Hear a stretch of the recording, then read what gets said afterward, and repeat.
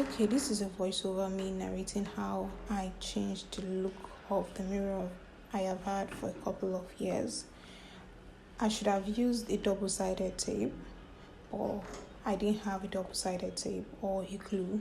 That's a gum, like a top gum, but I don't have that. What I had was a paper tape, so I had to, make use of what I have, turn it to a double-sided tape, like tape the both side to make sure I can go in with the foil on the mirror. So this is me actually putting the foil on the mirror after I have already applied or put in the tape on, so to make sure that everywhere is properly covered with the foil.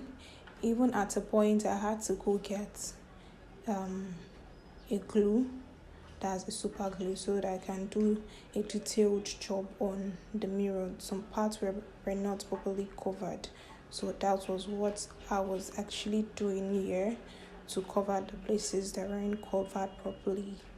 So, and this is it. After I was done, it looks good. You can try this.